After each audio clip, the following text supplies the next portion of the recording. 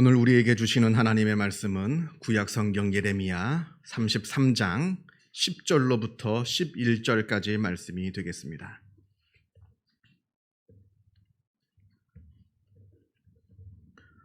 구약 성경 1106면에 있습니다.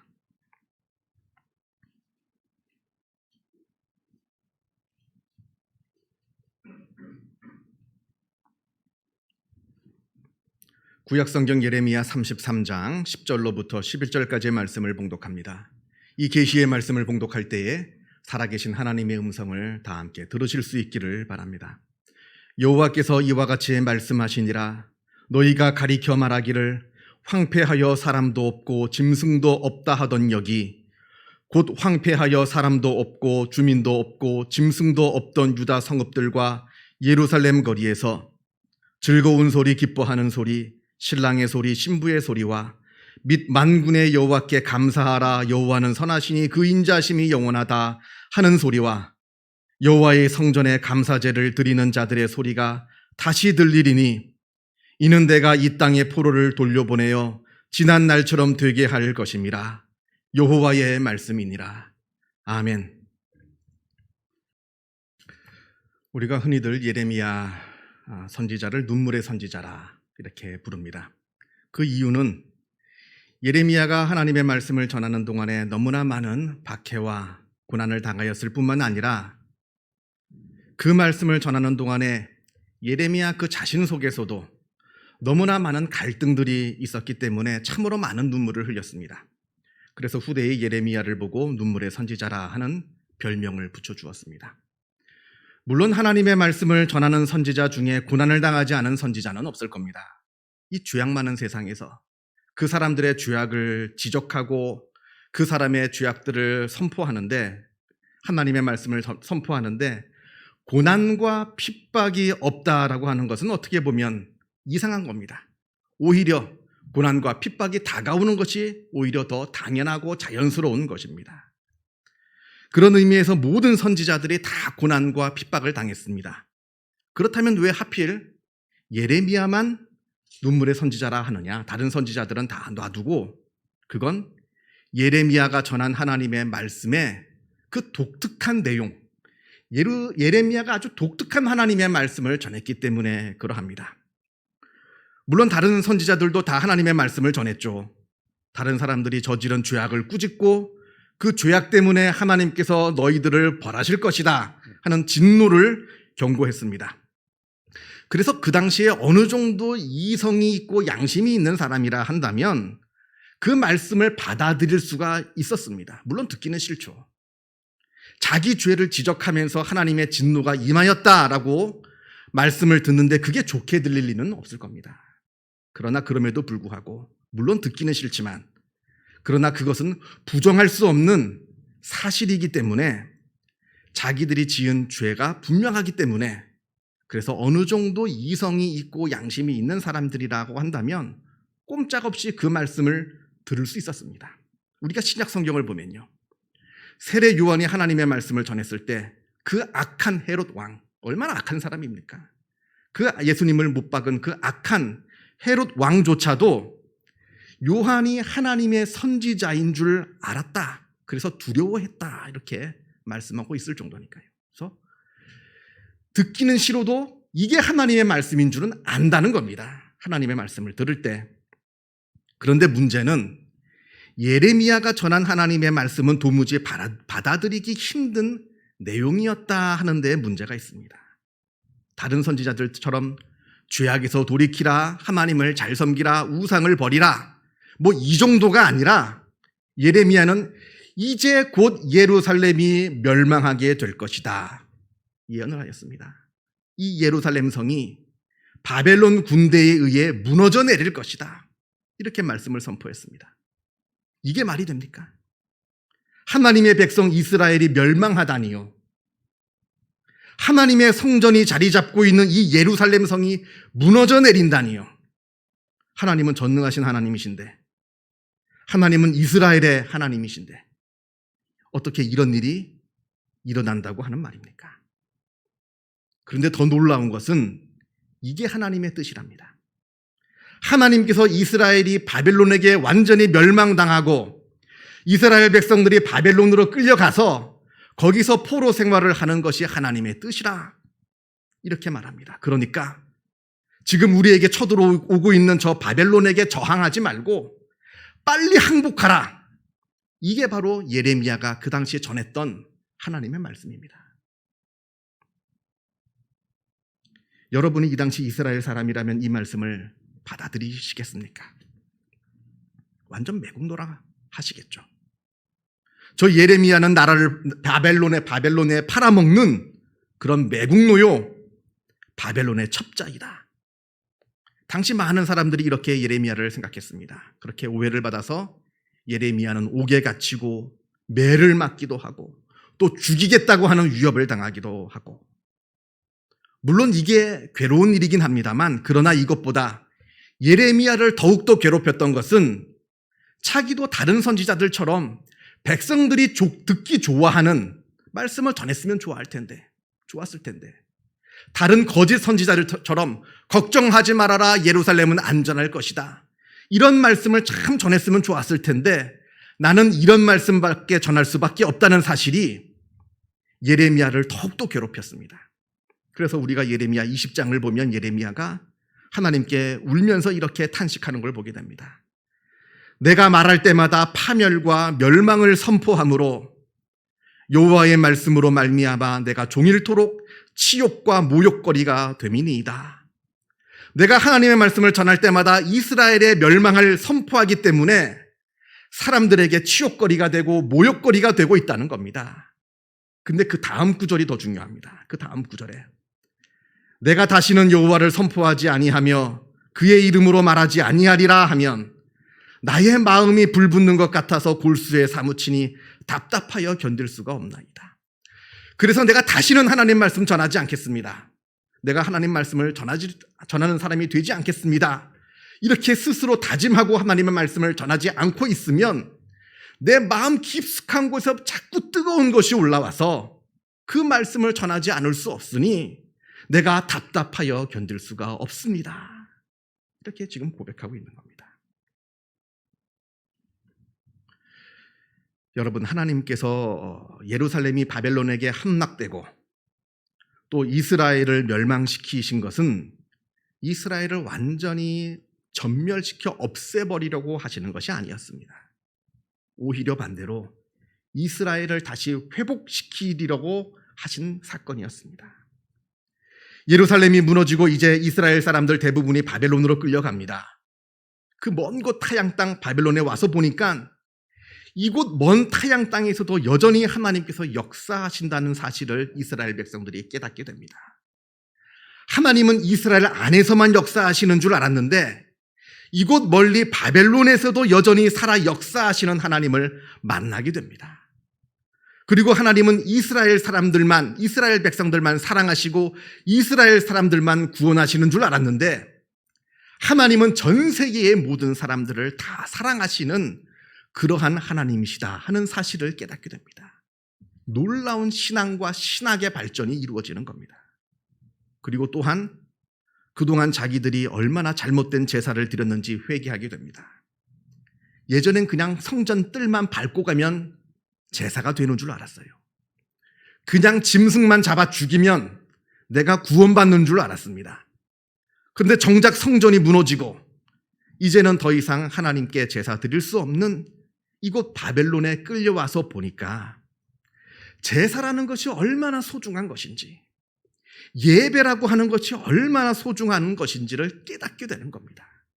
그래서 70년간 바벨론 포로 생활을 하는 동안에 이스라엘 백성들이 그런 형식적인 제사가 아니라 이제는 하나님의 말씀에 순종하자 하는 그러한 말씀의 부흥 운동이 70년간 바벨론에서 벌어지게 됩니다. 자, 재미있는 거는요, 오늘 본문에 우리가 33장을 읽었는데 그보다 한 장 앞에 있는 32장을 보면 드디어 바벨론 군대가 예루살렘 성을 포위하게 됩니다. 이제 꼼짝없이 당하게 되었습니다. 이제 아무런 희망이 보이지 않습니다. 꼼짝없이 죽게 되었습니다. 파국이 다가온 겁니다. 그런데 이 엄중한 때에 하나님께서 하나님께서 예레미야에게 느닷없이 하시는 말씀이 땅을 사라 합니다. 땅을 좀 사두라. 지금 너의 사촌 하나멜이라 하는 사람이 땅을 내놓았는데 그 땅을 지금 좀 사라는 겁니다. 아니, 이 상황에서 땅을 사라뇨. 땅을 사놓으라뇨. 지금 예루살렘 성이 바벨론 군대에게 완전히 포위되었습니다. 이제 곧 군사작전이 벌어지게 되면 예루살렘 성은 다 무너져 내리고 수많은 사람들이 죽게 됩니다. 그리고 간신히 살아남은 자들은 이제 모조리 다 포로가 되어서 바벨론으로 끌려가게 됩니다. 그리고 나면 이 예루살렘 안에는 아무도 살지 않는 그냥 버려진 땅이 되고 맙니다. 그런데 땅을 사라니요. 그 땅을 사서 도대체 뭘 하라는 겁니까? 그런데 하나님께서는 한사코 그 땅을 꼭 사라 하십니다. 예레미야에게. 그 사촌의 땅을 꼭 사라. 무슨 뜻입니까? 하나님께서 이스라엘을 다시 회복시키시겠다는 말입니다. 이스라엘을 다시 회복시켜서 포로로 잡혀갔던 사람들을 다시 이곳으로 돌아오게 하실 거라는 겁니다. 내가 너희를 회복시키시겠다. 내가 너희를 다시 돌아오게 하겠다. 오늘 우리가 읽은 예레미야 33장 말씀이 이것을 말씀합니다. 이제 바벨론 군대에게 의해 파괴될 대로 파괴되어지고 또 사람들은 다 바벨론으로 끌려가는 바람에 아무도 살 수가 없어 폐허가 된 그 예루살렘 한번 상상을 해보세요. 완전히 다 무너져 내리고 완전히 다 아무도 살지 않는 그 파괴된 도시, 파괴된 도시 예루살렘에 다시 즐거워하는 소리, 기뻐하는 소리, 결혼하는 신랑의 소리, 신부의 소리, 그리고 하나님을 찬양하는 소리, 그리고 하나님께 감사의 제사를 드리는 소리가 다시 넘치도록 하겠도다. 이게 하나님의 말씀인 겁니다. 상상이 되십니까? 바벨론 군대에 의해 성이 완전히 무너지고 성전도 무너져 내리고 사람들의 집들은 다 허물어졌습니다. 지금 절규하는 소리, 고통하는 소리, 신음하는 소리가 난무하는 이곳에 이제 다시 들을 수 없는 줄 알았던 즐거워하는 소리, 기쁨의 소리, 하나님을 찬양하는 소리, 그리고 하나님께 예배하는 소리가 다시 울려 퍼지게 될 것이라 하십니다. 실제로 그 믿지 못할 일들이 벌어집니다. 주전 537년 바벨론을 무너뜨린 페르시아 왕 고레스가 칙령을 내려서 포로로 잡혀온 이스라엘을 다시 고향으로 돌려보내는 정말 믿지 못할 사건들이 실제로 일어나게 되었습니다. 그래서 정말로 이스라엘 백성들이 다시 예루살렘으로 돌아와서 하나님의 예언대로 하나님을 기뻐하고 하나님을 찬양하는, 제사하는 그 놀라운 사건들이 벌어지게 됩니다. 여러분, 우리는 지금 코로나 시대를 살고 있습니다. 이 신종 바이러스가 우리들의 삶을 완전히 뒤집어 놓았습니다. 그리고 이것이 우리의 영적인 삶도 지금 위협하고 있습니다. 여러 사람들이 이 역사는 코로나 이전과 코로나 이후로 나뉘게 될 것이라 말합니다. 그리고 다시는 코로나 이전의 삶으로 돌아가지 못할 것이라 하는 섣부른 전망을 내놓기도 합니다. 그러나 이 모든 일들이 다시 회복될 겁니다. 특히 우리의 영적인 삶이 다시 회복될 겁니다. 완전히 무너져 내려서 사람뿐만 아니라 짐승조차도 살 수 없게 된 저 예루살렘, 그래서 다시는 회복될 수 없을 줄만 알았던 저 예루살렘을 하나님께서 하나님의 때에 하나님의 방법으로 회복시키셨듯이 이제는 다시 예전으로 돌아갈 수 없을 것이다. 이제 교회 안에는 다시는 사람이 모일 수 없고 교회 안에는 다시는 큰 소리로 찬양하는 일이 없을 것이다. 그리고 교회 안에서는 다시는 성찬을 할 수 없고 성도 간의 교제도 이제 영원히 사라질 것이다 하는 여러 사람들의 섣부른 예측을 하나님께서 바꾸어 놓으실 겁니다. 예레미야 애가 5장에서 이런 말씀이 나옵니다.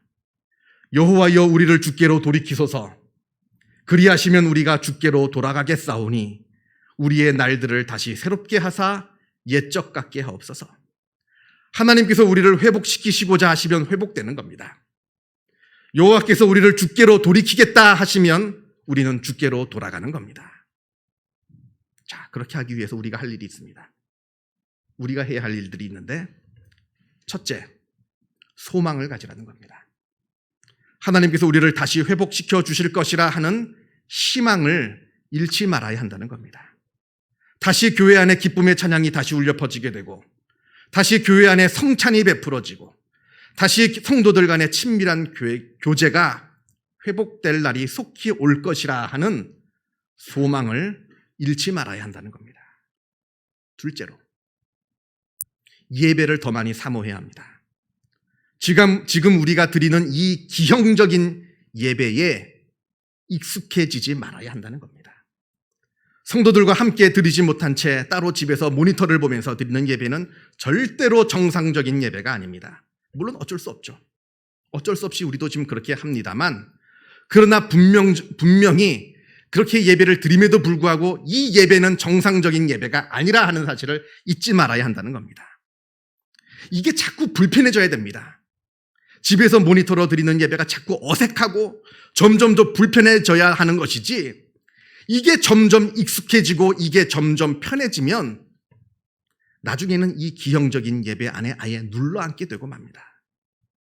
그러면 나의 예배, 나의 영적인 생활 회복할 수가 없게 됩니다. 여러분, 어린아이들이 들고 다니는 이 헬륨이 들어간 풍선 아시죠? 둥둥 떠다니는 거. 그 끈을 한 번 놓치면 붙잡을 수 없게 됩니다. 한 번 우리의 신앙의 끈을 놓치게 되면 다시 붙잡기가 힘들게 되는 것과 마찬가지라는 겁니다. 셋째, 지금 이 시기를 이 땅을 위한 탄식과 기도의 시간으로 삼아야 한다 하는 겁니다. 나만, 지금 내 가족만 이 질병에 걸리지 않았다고 다 되는 게 아닙니다.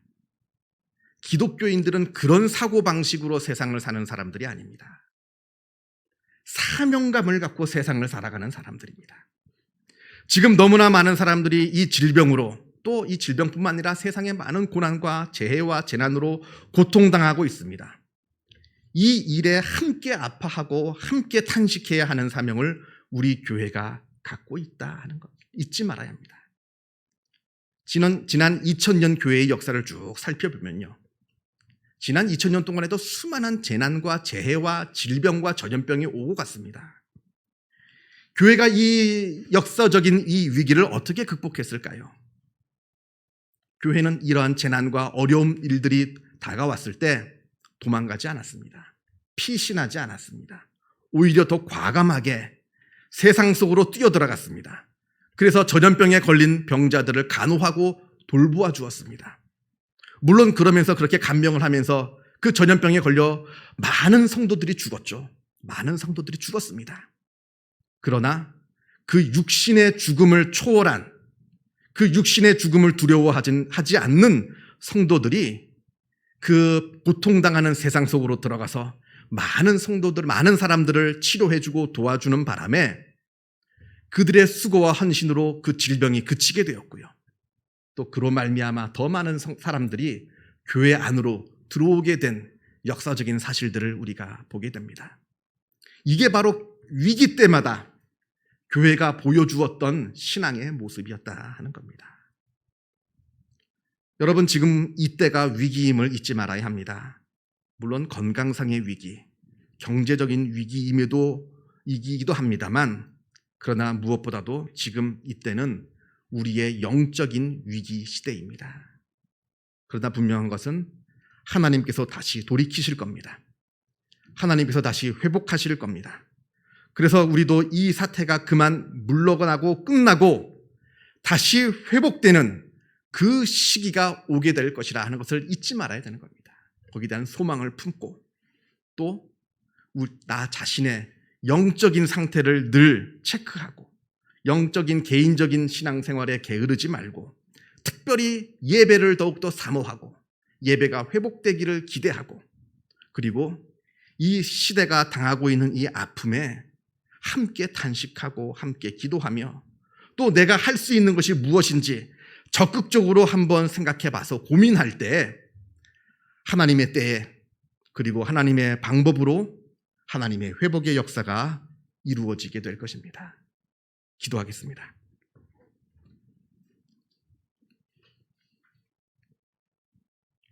사랑과 은혜가 충만하신 하나님 아버지, 감사합니다. 하나님께서 우리의 주인 되어 주시어서 우리들의 삶을 인도하시고 이끌어 주심에 하나님의 은혜에 감사를 드립니다. 아버지여, 지금 우리가 코로나 바이러스로 또 다른 재난과 재해로 인해 위기의 시대를 살아가고 있습니다. 이 어려운 일들로 말미암아 우리의 영적인 생활마저도 위협받고 있는 시대를 살아갑니다. 아버지여, 우리가 소망을 품게 하여 주옵소서. 하나님께서 우리를 다시 회복시켜 주실 것이라 하는 소망을 품게 하여 주시고, 그것을 바탕으로 우리의 신앙을 다시 되돌아보게 하여 주시고, 나뿐만 아니라 지금 고통당하고 있는 사람들에게 눈을 돌려서 그들을 위해서 탄식하고 기도하며 그들을 위해 우리의 조그만 힘이라도 보탤 수 있는 하나님의 사람들이 다 되게 하여 주시옵소서. 그러할 때 하나님의 때에 하나님의 방법으로 하나님께서 역사하시는 그 회복의 역사를 바라보게 하여 주시고, 다시 하나님을 기쁨으로 찬양하는 놀라운 역사가 우리 공동체 안에, 한국교회 안에, 그리고 전 세계의 교회 안에 다시 일어날 수 있도록 주님께서 역사하여 주시옵소서. 모든 것 주님께 의탁하오며 이 모든 말씀 우리 주 예수 그리스도 이름으로 기도하옵나이다. 아멘.